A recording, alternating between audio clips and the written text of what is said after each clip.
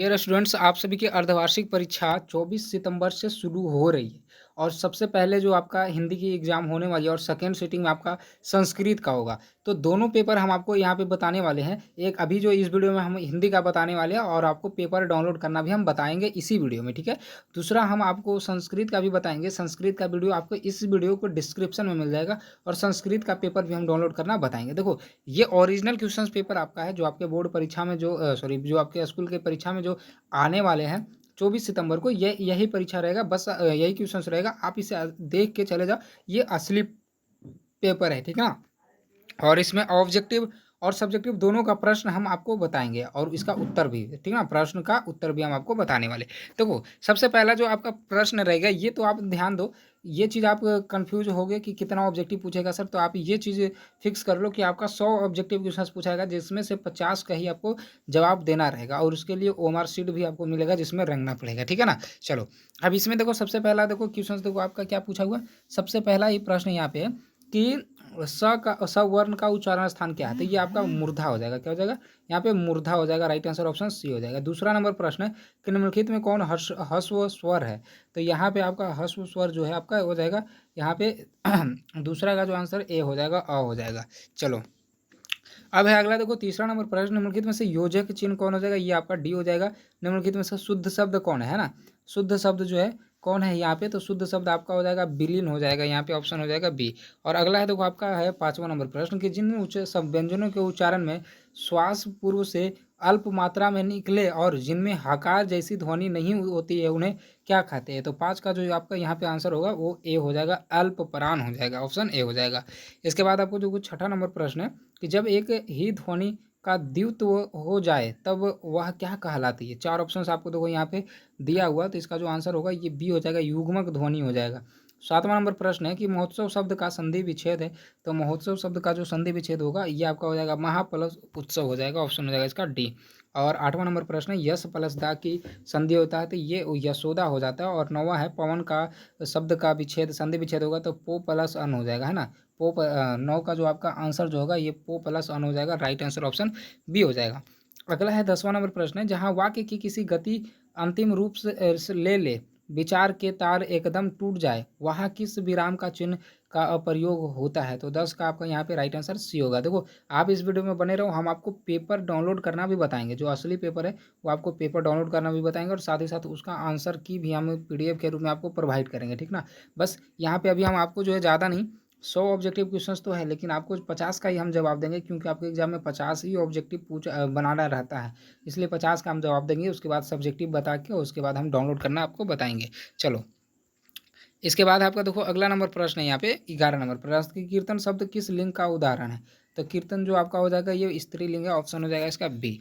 और अगला आपका देखो 12 की एकता शब्द किस लिंग का उदाहरण है? तो 12 का आपका यहाँ पे आंसर होगा बी हो जाएगा, स्त्रीलिंग।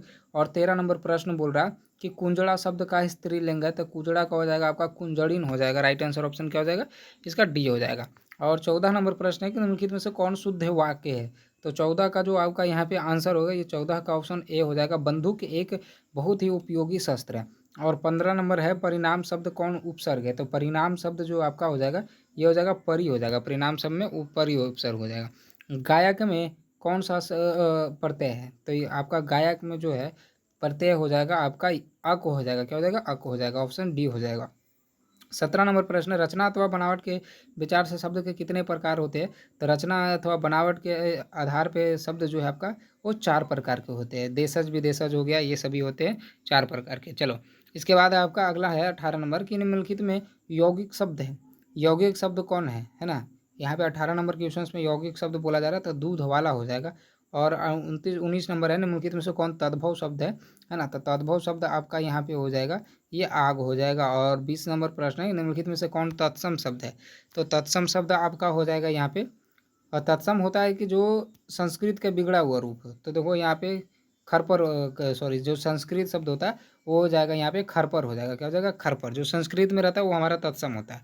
इसके बाद आपका देखो 21 नंबर है, राम ने पुस्तक पढ़ी किस काल का उदाहरण है? पढ़ी है ना? तो पढ़ी है तो यहाँ पे वर्तमान में होगा। क्या हो जाएगा? पूर्ण वर्तमान काल हो जाएगा। अगला आपका देखो यहाँ पे 22 है कि हिंदी में सर्वनाम कितने हैं? तो हिंदी में सर्वनाम देखो बोला जा रहा है ना, तो हिंदी में सर्वनाम के अच्छा भेद बोला जा रहा है तो भेद हो जाएगा 6।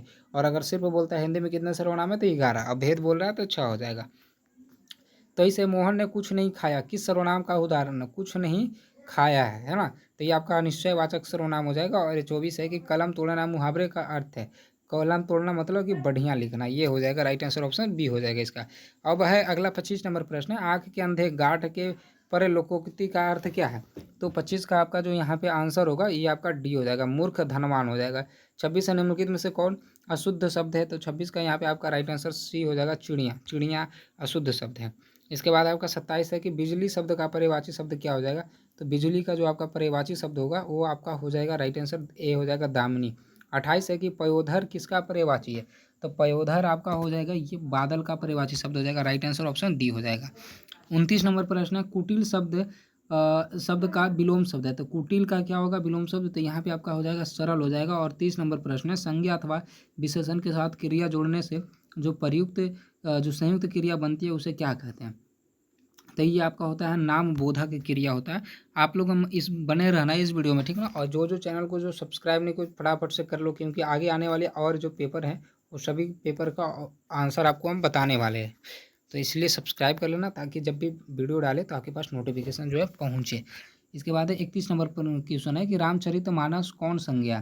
तो ये आपका हो जाएगा व्यक्तिवाचक संज्ञा हो जाएगा। 32 है कश्मीरी सेब सिंदूरी लाल होता है, इस वाक्य में प्रविशेषण है। तो 32 का जो आपका यहाँ पे आंसर होगा ये सी हो जाएगा, सिंदूरी हो जाएगा। और अगला आपका देखो 33, निम्नलिखित में कौन परिमाण बोधक विशेषण का उदाहरण है? तो 33 का जो आपका यहाँ पे आंसर होगा ये डी हो जाएगा, 4 गज हो जाएगा। और अगला है 34 है कि जिस समास में विशेष विशेषण अथवा उप में उपमान का संबंध हो उसे क्या कहते हैं? तो 34 का यहाँ पे राइट आंसर है इसका हो जाएगा बी हो जाएगा, कर्मधारय समास हो जाएगा। 35 है सीताराम शब्द में कौन समास है? तो ये आपका हो जाएगा द्वंद्व समास हो जाएगा, राइट आंसर ऑप्शन ए हो जाएगा। और अगला है 36 है कि पंचवटी शब्द में कौन सा है? तो पंच में आपका हो जाएगा दिग्गु समास। 37 है कि क्रिया की विशेषता प्रकट करने वाले शब्द को क्या कहते हैं? तो ये आपका हो जाएगा क्रिया विशेषण हो जाएगा, राइट आंसर ऑप्शन हो जाएगा इसका डी। और अगला है आपका देखो 38 कि निम्नलिखित में आज्ञावाचक वाक्य का उदाहरण है। तो ये आपका हो जाएगा 38 का हो जाएगा बी, राइट आंसर हो जाएगा। और इसके बाद है आपका देखो 39 नंबर प्रश्न है कि रचना की दृष्टि से वाक्य के कितने प्रकार होते हैं, है ना। वो रचना की दृष्टि से तो अभी बताए थे ना कि 4 प्रकार के होते हैं, और रचना और उत्पत्ति ना। तो ये आपका 3 हो जाएगा, कितना हो जाएगा 39 का जो है 39 का आपका ए हो जाएगा, 3 प्रकार के हो जाएगा। इसके बाद आपका निम्नलिखित में कौन मिश्र वाक्य है? तो 40 का यहाँ पे राइट आंसर आपका सी हो जाएगा। और अगला है आपका प्रश्न है 41 की रात और संध्या के बीच की बेला इस वाक्य खंड के लिए एक शब्द है। तो ये आपका हो जाता है गोधूली हो जाता है, ऑप्शन हो जाएगा इसका बी। और 42 नंबर प्रश्न है चिंता में रात भर जागना किस मुहावरे का अर्थ है? तो ये आपका 42 का जो आंसर होगा ये डी हो जाएगा, तारे गिनना। अगर अगला है 43 है कि शेर के समान बलवान किस पदबंध का उदाहरण है? तो ये आपका हो जाएगा सर्वनाम पदबंध हो जाएगा, राइट आंसर ऑप्शन डी हो जाएगा। और अगला है देखो 44 निम्नलिखित में किसके साथ है कर्ता के ने चिन्ह का प्रयोग नहीं होता है? तो ये आपका हो जाएगा डी हो जाएगा, भूलना। अगला 45 है कि एक या अनेक का बोध कराने वाले शब्द को क्या कहते हैं? तो ये आपका हो जाता है राइट आंसर ए हो जाता है, वचन हो जाता है। इसके बाद आपका देखो है 40 की माँ ने बच्चे को खिलौने खरीदे, यह वाक्य किस कारक का उदाहरण है? तो ये आपका हो जाएगा संबंध संप्रदान कारक। और अगला है 47 की भीमराव अंबेडकर के अनुसार पेशा परिवर्तन की अनुमति न देकर जाति प्रथा भारत में किसका एक प्रमुख व प्रत्यक्ष कारण बनी हुई है ना। तो ये आपका हो जाएगा 47 का क्या हो जाएगा, 47 का आपका हो जाएगा डी, बेरोजगारी का। इसके बाद आपका 48 है कि निम्नलिखित में सेन साहब की एक बेटी का नाम है ना। तो शेफाली आरती है, तो ये शेफाली यहाँ पे हो जाएगा ना, ऑप्शन हो जाएगा इसका सी। 49 है कि मैक्सिमुलर रचित भारत से हम क्या सीखे शीर्षक पाठ की कौन सी विद्या? तो ये आपको पता है कि ये भाषण है, राइट आंसर ऑप्शन हो जाएगा यहाँ पे डी हो जाएगा। और 50 नंबर क्वेश्चन है बाणभट्ट की आत्मकथा उपन्यास के लेखक कौन है? तो ये आपका हो जाएगा हजारी प्रसाद द्विवेदी। 51 का हो जाएगा हिंदी तथा इसकी विविध बोलियाँ किस लिपि में लिखी जाती है? तो ये देवनागरी में। तो ये देखो आपको 50 क्वेश्चन, ये टोटल आपको 100 क्वेश्चन एग्जाम में पूछा गया। यहाँ पे देखो 100 क्वेश्चन टोटल जो आपके एग्जाम में पूछे गए हैं, यहाँ से देख लो आप, देखो 100 क्वेश्चन आपके एग्जाम में पूछे गए हैं। और उसके बाद आपका जो है खंड ब में है आपको सब्जेक्टिव क्वेश्चंस के रूप में सबसे पहले गद्यांश दिया गया है और उसके बाद फिर दूसरा जो क्वेश्चन है वो भी आपका गद्यांश ही है, दोनों 10-10 नंबर का गद्यांश है।